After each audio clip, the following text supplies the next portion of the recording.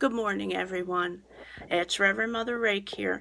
I didn't get to upload anything yesterday. We were driving through Death Valley. It was absolutely beautiful, and I do want to talk more about that desert experience, and I will, probably later on in this 2-week journey. However, something interesting happened yesterday. As we were driving, absolutely gorgeous, through the San Bernardino Mountains, I looked left and I asked my husband, who lived out here, is that a sandstorm? And there was all the smoke to one side near this group of houses.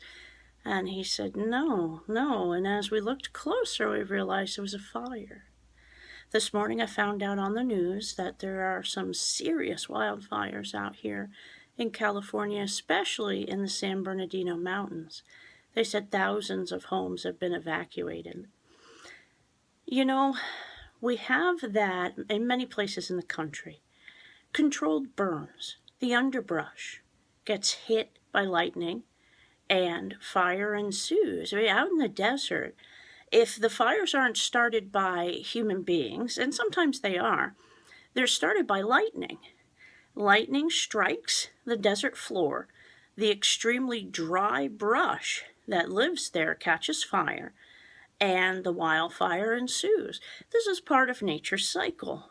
Clearing out the undergrowth allows new growth to sprout up.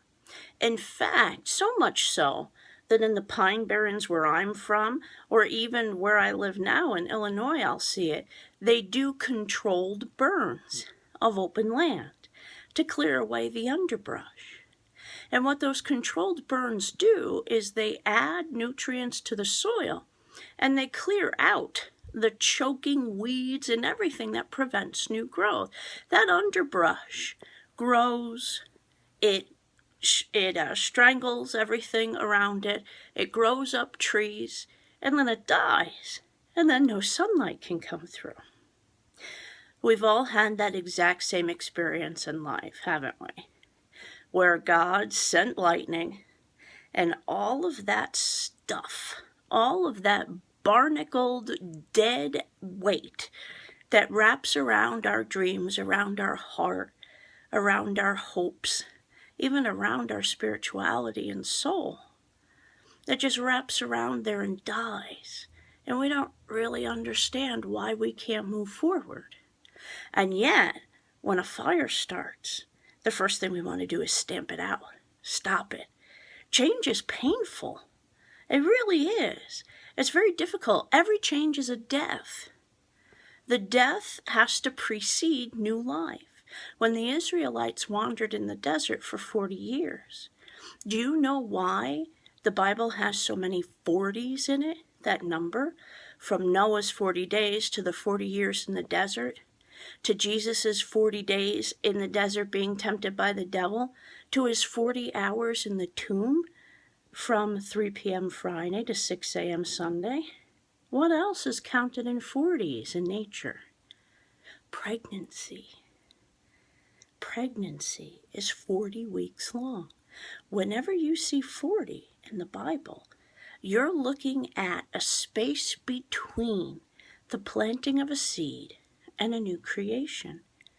So many of us spend our lives in that space between, waiting on God, waiting that fire out, waiting for death pangs to turn into labor pains. And it's difficult because we spend so much time waiting and wondering, why is everything burning down around us? This hurts. And the more you stamp out the fire, the more painful it is, the longer it takes. If we're stone, God's going to have his way with us as the divine claymaker, as the divine potter. He will form us. But if we're already hardened, he needs to use a hammer instead of his hands.